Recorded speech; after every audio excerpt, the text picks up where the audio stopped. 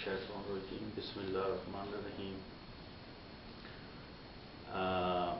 ہر مسئلہ کے متعلق قرآنی آیات پیش کی جاتی ہیں، اور جب آیات ہوتی ہیں تو پھر ان کی تفسیر بھی بیان کی جاتی ہے، اور جب ہم تفسیر بیان کرتے ہیں تو اس کے لیے حسب ذیل باتوں کا لحاظ کرنا بڑا ضروری ہے۔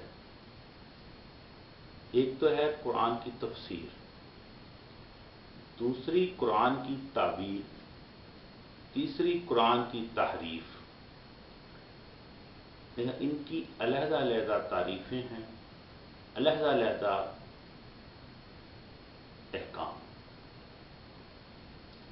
قرآن پاک کی تفسیر اپنی رائے سے کرنا حرام ہے، بلکہ اس کے لیے نقل کی ضرورت ہے۔ قرآن کی جائز تعویل اپنے علم و معرفت سے کرنا جائز اور باعث ثواب ہے۔ قرآن پاک کی تعریف کرنا کفر ہے۔ اب تفسیر کیا ہے؟ قرآن کریم کے وہ احوال بیان کرنا جو عقل سے معلوم نہ ہو سکیں، ان میں نقل کی ضرورت ہو، جیسے آیات کا شان نزول یا آیات کا ناسخ و منسوخ ہونا۔ اگر کوئی شخص بغیر حوالہ نقل اپنی رائے سے کہہ دے کہ فلاں آیت منسوخ ہے یا فلاں آیت کا یہ شان نزول ہے تو معتبر نہیں ہے، بلکہ کہنے والا گناہگار ہے۔ مشکات کتاب العلم فصل دوم میں ہے، جو شخص قرآن میں اپنی رائے سے کچھ کہے وہ اپنی جگہ جہنم میں بنا لے۔ اور اسی جگہ ہے، جس شخص نے قرآن میں اپنی رائے سے کچھ کہا بس صحیح کہہ کے کہا تو بھی اس نے غلطی کی۔ اب تفسیر قرآن کے چند مرتبے ہیں۔ تفسیر بالقرآن، یہ سب سے مقدم ہے۔ اس کے بعد تفسیر قرآن بالاحادیث، کیونکہ حضور علیہ الصلوۃ والسلام قرآن ہیں، ان کی تفسیر قرآن نہایت ہی اعلیٰ۔ پھر قرآن کی تفسیر صحابہ کرام کے قول سے، خصوصاً فقہاء، صحابہ اور خلفائے راشدین کی تفسیر۔ رہی تفسیر قرآن کی تابعین، تبع تابعین کے قول سے، یہ اگر روایت ہے تو معتبر، ورنہ غیر معتبر۔ تعویل قرآن یہ ہے، پہلے تفسیر کہا، تعویل کیا ہے؟ تعویل قرآن یہ ہے کہ آیات قرآنیہ کے مضامین اور اس کی باریکیاں بیان کی جائیں، اور صرف نحو قواعد سے اس طرح سے نکات نکالیں، یہ اہل علم کے لیے جائز ہے۔ ان میں نقل کی ضرورت نہیں۔ اس کا ثبوت قرآنی آیات اور احادیث میں موجود ہے۔ رب کریم فرماتا ہے پارہ 5 سورہ نساء آیت 72 میں، تو کیا یہ قرآن میں غور نہیں کرتے؟ اگر یہ غیر خدا کے پاس سے ہوتا تو ضرور اس میں بہت اختلاف پاتے۔ تفسیر روح البیان میں اس آیت کے ماتحت یتدبرون کی تفسیر میں فرماتے ہیں، یعنی کیوں نہیں غور کرتے اس کے معنی ہمیں، اور کیوں نہیں عقل سے دیکھتے ان خوبیوں کو جو قرآن میں ہیں۔ مشکات کتاب القصاص فصل اول میں ہے، کسی صاحب نے حضرت علی رضی اللہ تعالی عنہ سے دریافت فرمایا، کیا آپ کے پاس قرآن کے سوا کچھ اور بھی عطیہ مصطفیٰ ہے؟ تو علیہ الصلوۃ والسلام نے فرمایا،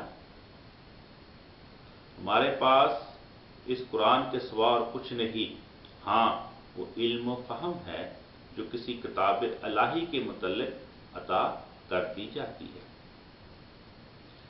اسی حدیث کے متحد مرکات میں ہے، اس فہم سے مراد وہ علم ہے جس سے قرآن کے معنی کیے جائیں اور جس سے اشارات معلوم ہوں اور چھپے ہوئے علوم کا پتہ لگے۔ اس آیت اور حدیث سے معلوم ہوا کہ قرآنی معنی میں غور کرنا اور علم و عقل سے کام لینا، اس سے مسائل کا استنباط کرنا جائز ہے اور ہر جگہ نقل کی ضرورت نہیں۔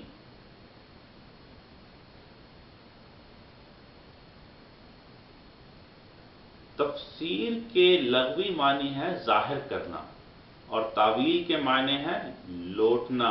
علم تفسیر قرآن پاک کے ان حالات کا جاننا ہے جو اللہ کی مراد کو بتائیں۔ طاقت انسانی کے مطابق پھر اس کی دو قسمیں ہیں، ایک تو تفسیر، اور تفسیر وہ ہے جو نقل کے بغیر نہ معلوم ہو سکے، اور ایک تعویل، اور تعویل وہ ہے جس کو عربی قاعدوں سے معلوم کر سکے۔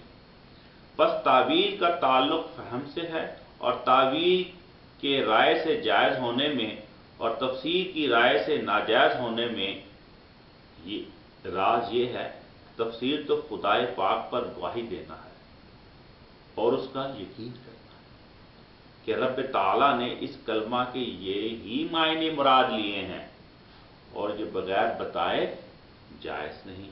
اس لیے حاکم نے فیصلہ کر دیا ہے کہ صحابی کی تفسیر مرفوع حدیث کے حکم میں ہے، اور یہ تعویل چند احتمالات میں سے بعض کو ترجیح دے دینے کا نام ہے، وہ بھی بلا یقین۔ مرکہ شرح مشکوت کتاب العلم فصل دوم میں ہے، یعنی حدیث کا مطلب یہ ہے کہ قرآن کے معنی یا اس کی قرت میں اپنی طرف سے کلام کرے، لغت اور زبان جاننے والے اماموں کے قول کو تلاش نہ کرے، شرعی قاعدوں کا لحاظ نہ رکھے، بلکہ اس طرح کہہ دے جس کو اس کی عقل چاہے، حالانکہ یہ معنی ایسے ہوں کہ جن کا سمجھنا نقل پر موقوف ہو، جیسے کہ شان نزول اور ناسخ و منسوخ۔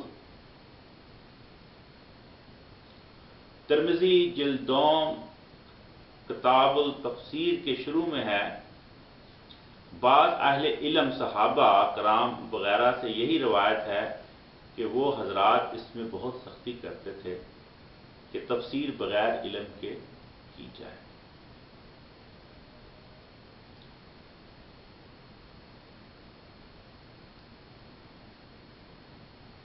اب پرابلم یہ ہے کہ ہمارے پاس جو تفسیر پہنچتی ہے زبان میں، اردو زبان میں، اردو زبان کا جو معنی ہے وہ بہت محدود ہے۔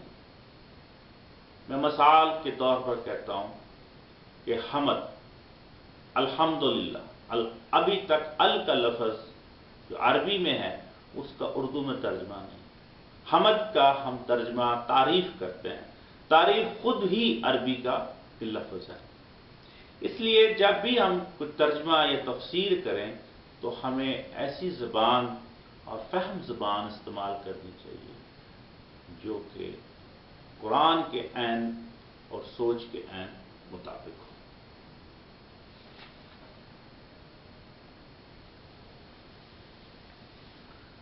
صدق اللہ العظیم۔